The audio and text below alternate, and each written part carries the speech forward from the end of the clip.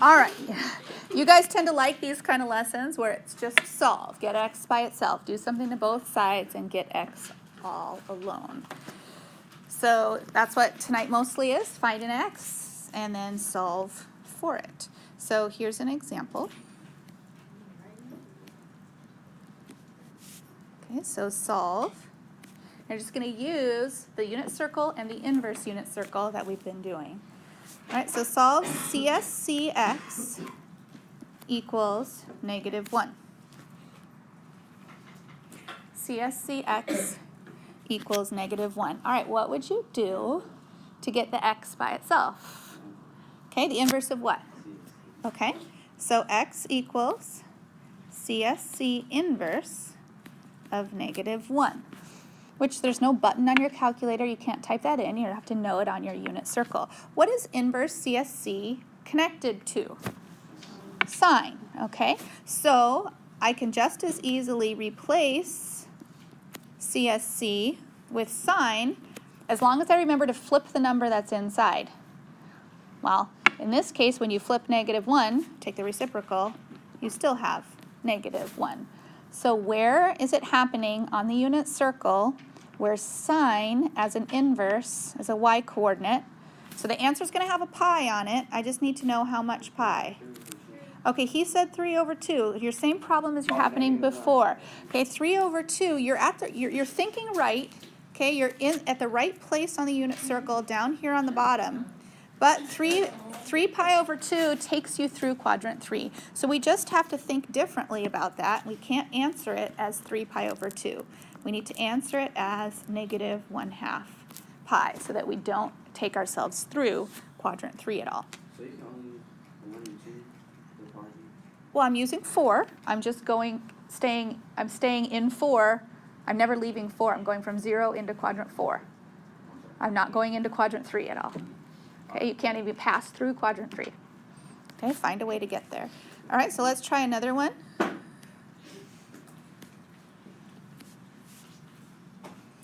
Okay, solve cotangent x equals -√3.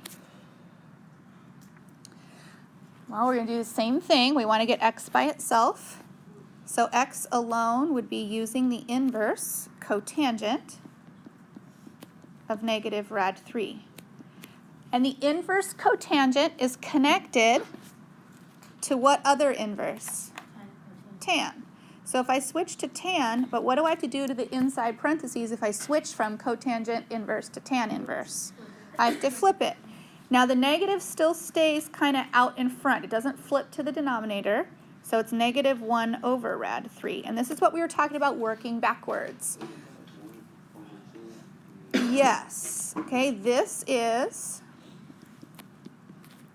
-1/rad3 is -1/2 on top, rad3/2 on the bottom.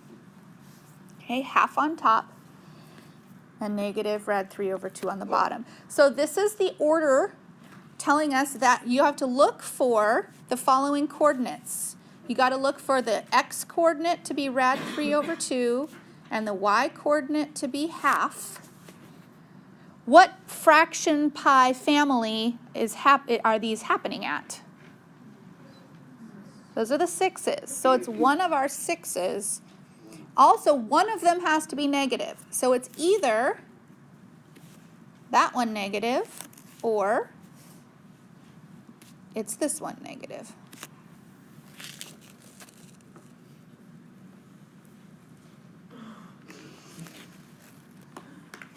Okay, so we just got to find the 6 that's happening on.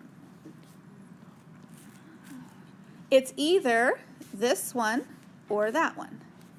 Now, based on what we talked about yesterday, or Wednesday, which one is the better choice? The one in quadrant 2 or the one in quadrant 4? Okay, we have vote for 2. The rest of you are voting for 4, probably because you know something he doesn't know, right? What do we know? That we didn't get shut up, so we couldn't eat food. All right, we know that to get to quadrant 2 is going to be longer than for us to get to quadrant 4. We want the shortest route possible. And so the answer to this, the shortest route possible, is negative 1/6 pi. That is the shortest route possible. Okay, How do I so- decide okay, so which that one is you negative? use quadrant 1 and 4. You like never use 2. Sometimes we use quadrant 2, but not very often. Yeah. Okay, not very often. Actually, throw one in there, we use 2. But how do you decide which one is negative? All right, let's try another one.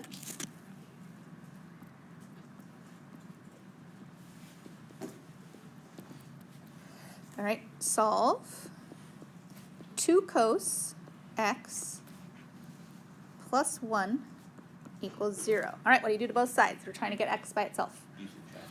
Subtract 1, so that's 2 cos x equals negative 1. Now what? Divide by 2. Now what?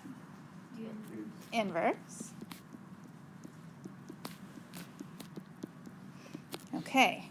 Inverse cosine is negative half. So I need to be in a pi.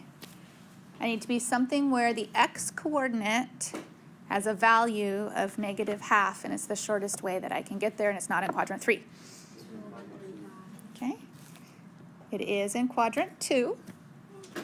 See, told you. All right. But it's 2/3. Okay, it's 2/3. Now, of course, there are 2 answers to that. One of them is right here, but the other one is in quadrant 3, so we for sure don't use that one. All right, my last example.